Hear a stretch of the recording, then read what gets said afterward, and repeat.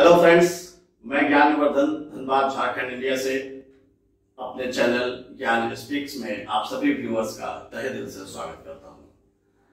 आज फिर से एक नई टॉपिक, नए विषय को लेकर आपके सामने उपस्थित हुआ हूं। हम लोग बचपन से एक कहानी सुनते आ रहे हैं, खरगोश और कछुए की दौड़। खरगोश और कछुए की रेस एक बार फिक्स हुई। जंगल के राजा ने कहा कि ठीक है, मैं आके हरी झंडी दिखा दूंगा, इस रेस को किया जाए। एक फिक्स तिथि पे, फिक्स समय पे सारे जंगल के लोग उपस्थित हुए। Starting line and finishing line set कर दी गई। अब रेस स्टार्ट होने वाला है। सारे लोग चीयर कर रहे हैं। सारे जानवर उछल उछल करके अपने अपने दल के, कोई खरगोश की ओर, कोई कछुए की ओर चीयर अप कर रहा है। रेस स्टार्ट होती है। रेस बिगिन हो जाता है।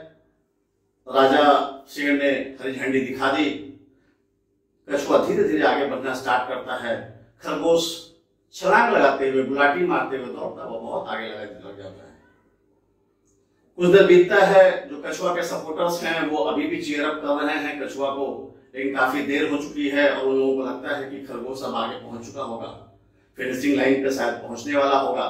तो सारे के सारे लोग फिनिशिंग लाइन पे चले जाते हैं। कछुआ बेचारा धीरे धीरे धीरे धीरे रेंगते चला जा रहा है। काफी दूर जाने के बाद खरगोश पीछे मुड़ के देखता है। दूर दूर तक उसे कछुआ नहीं दिखाई देता है। सामने की ओर देखता है तो थोड़ी दूर के बाद उसे लगता है कि फिनिशिंग लाइन आ ही गया है। तो कहता है चलो यहीं पेड़ की ठंडी छांव में थोड़ी देर बैठ करके आराम कर लेते हैं। जैसे ही कछुआ दिखेगा आता हुआ दौड़ के जाके फिनिशिंग लाइन को टच कर दूंगा। वो आराम से पेड़ के नीचे बैठ जाता है। थोड़ी देर में लेट जाता है। हल्की हल्की हवा चल रही है, धीमी धीमी हवा चल रही है और उसको नींद आ जाता है। और कब उसको नींद लग जाता है, कब वो गहरी नींद में सो जाता है, उसको पता ही नहीं चलता है। उधर दूसरे साइड में, सेकंड साइड में कछुआ बेचारा अभी भी रेंगता चला आ रहा है। काफी देर के बाद खरगोश को नींद खुलता है। वह देखता है कछुआ की तरफ पीछे साइड में, तो दूर दूर तक उसे कछुआ अभी भी दिखाई नहीं दे रहा है। उसे लगा कि वो अभी तक रेंगता हुआ आ ही रहा होगा, क्यों न मैं जाके दौड़ के फिनिशिंग लाइन को टच करके रेस को समाप्त कर दूं। वह दौड़ता हुआ पहुंचता है फिनिशिंग लाइन के पास, तो देखता है कि ऑलरेडी वहां पे कछुआ पहुंच चुका है। कछुआ विनर हो चुका है। वह नींद में सो गया था, उसको लेट हो गई। अब कछुआ जो है विनर घोषित हो चुका है। दोस्तों, ये कहानी हम लोग बचपन से सुनते आ रहे हैं। हम लोग के पाठ्यक्रम में भी था, हमारे टीचर्स ने भी बताया, हमारे बड़े बुजुर्ग दादाजी ने भी ये कहानी सुनाई और बार बार हमें बताया गया कि देखो, अगर धैर्य रख करके अपने काम में लगन के साथ अगर लगे रहोगे तो विनर हो जाओगे। अब इसको थोड़ा सा मैं एक स्टेप और ऊपर ले आना चाहता हूं। अब मैं इसमें देखना चाहता हूं कि आज के संदर्भ में यह कहानी किस हद तक, कहां तक बैठती है। तो दोस्तों, आपको मैं बताऊं, रेस आज भी हो रहा है। आज भी कछुए और खरगोश की रेस हो रही है। अंतर केवल इतना आया है कि खरगोश अब अक्लमंद हो गया है।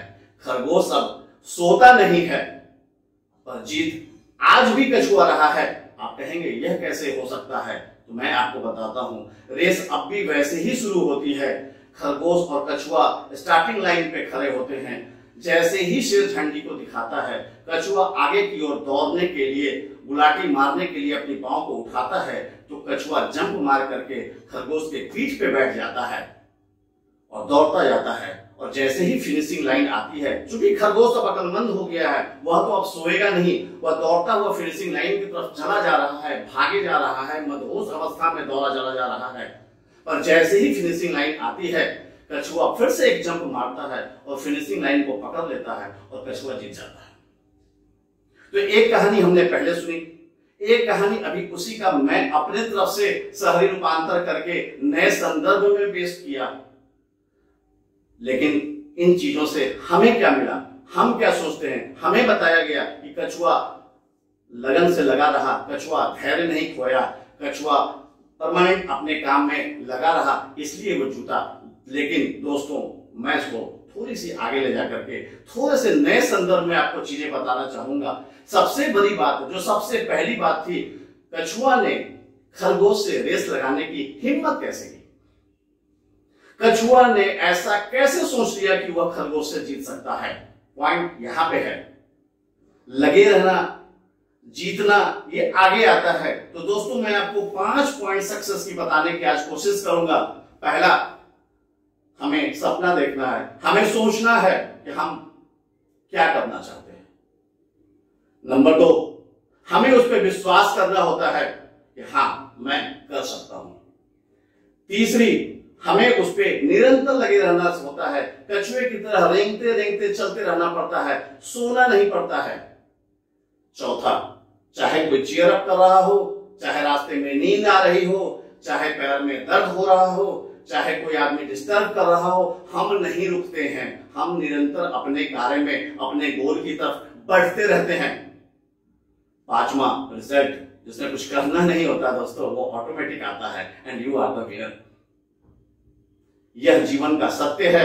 कोई भी कार्य हो, चाहे वो बिजनेस हो, खेल का मैदान हो, पढ़ाई की बात हो, नौकरी की बात हो, सरकारी नौकरी की बात हो, प्राइवेट नौकरी की बात हो, खरगोश सब जगह है, कछुआ हमारे जैसा सब जगह है, मगर यह 5 फिंगर, ये 5 अंगुली का सिद्धांत लेके जब हम चलते हैं तो विनर अवश्य होते हैं, जीत सुनिश्चित होती है। चलिए इसी पे एक दूसरी कहानी से इस चीज को समझते हैं। दूर किसी गांव में एक बहुत बड़ा तालाब था। आप लोगों में से अगर लोग गांव गए हों और गांव के तालाब को अगर देखे होंगे तो उसमें क्या होता है कि तालाब के बीचों बीच एक जो है ना काफी लंबी सी पत्थर को हम गाड़ देते हैं। वो बेसिकली गाड़ा जाता है हमें वाटर लेवल देखने के लिए कि वाटर का लेवल बीच में कितना है, कितना गहरा है। तो बरसों वो पत्थर उसमें गड़ा रहता है, पानी का ऊपर नीचे लेवल होता रहता है, काइयां जम जाती है, पिछलन सी हो जाती है। तो गांव के किसी एक तालाब में ऐसे ही पत्थर गिरी हुई थी और वहां पर उस तालाब में मेढकों का एक बहुत बड़ा साम्राज्य था। काफी सारे मेढक रहते थे वहां। मेढक में राजा भी था, रानी भी थी, राजकुमारी भी थी, प्रजा भी थी। काफी दिनों तक ये कार्य चलता रहा, मेढकों का साम्राज्य चलता रहा। मेढक महाराज की बेटी मेढकी काफी खूबसूरत थी, जवान हुई। पूरे तालाब के मेढक नवयुवक उस पे चाहते थे कि उसका विवाह उस मेढकी से हो जाए। एक दिन महारानी ने महाराज से कहा कि अपनी बेटी, अपनी मेढकी बड़ी हो गई है, क्यों न इसके लिए एक उपयुक्त मेढक खोज के इसका विवाह कर दिया जाए। तो महाराज ने कहा, मैं एक संकल्प लेता हूं, ये जो शिला तालाब के बीचों बीच में लगी हुई है, जिसके ऊपर काई जमा हुआ है, जो कोई भी नवयुवक मेढक उसके ऊपर एक बार में चढ़ जाएगा, हम अपनी मेढकी की शादी उसी मेढक से करवा देंगे। तिथि तय हुई, दिन तय हुआ, वक्त तय हुआ, महाराज उपस्थित हुए, महारानी उपस्थित हुई, उनकी बेटी मेढकी भी उपस्थित हुई। सारे लोग जमा हो गए, सारे ढोल नगाड़े अपने गाल को फुला फुला के मेढक टर टर टर टर कर रहे थे। अब एक नवयुवक आया, काफी जोश में आया, काफी तगड़ा था। वो पूरा हाथ ऊपर नीचे कर रहा था, चीड़ हो रहा था और वो चढ़ना स्टार्ट किया जैसे कि वह जीत ही जाएगा। लेकिन थोड़ी दूर जाने के बाद क्योंकि फिसलन बहुत ज्यादा थी, वह नीचे गिर जाता है। फिर दूसरे आते हैं, तीसरे आते हैं, चौथे आते हैं, सारे लोग आ रहे हैं, सबको मेढकी के साथ विवाह करना है, सब चाह रहे हैं कि हम ऊपर चढ़ जाएंगे, कोई नहीं चढ़ पा रहा है। राजा मायूस हो जा रहा है, रानी मायूस हो जा रही है। राजा को लग रहा है शायद मैंने बहुत कठिन संकल्प कर लिया है, अब क्या होगा, मेरी बेटी की शादी किससे होगी, काफी परेशान हो जाता है। तभी एक मेढक सामने आता है। वह देखने में थोड़ा सा कमजोर जरूर था, बट बड़ा दृढ़ संकल्प सा दिख रहा था। वो सब राजा के सामने आता है, नतमस्तक होकर सिर झुकाता है और शिला पे चढ़ना शुरू हो जाता है। लोग अब भी टक्कर करके चीयर अप कर रहे हैं। वो सीधा चढ़ते चढ़ते एकदम से टॉप पे चला जाता है। लोग अभी भी चीयर अप कर रहे हैं, वो फिर टॉप से चलते चलते नीचे आ जाता है और राजा के सामने हाथ जोड़ के खड़ा हो जाता है। राजा बहुत आश्चर्यचकित होता है कि ऐसा कौन सा जादू तुम जानते थे कि तुम ऊपर चढ़ गए।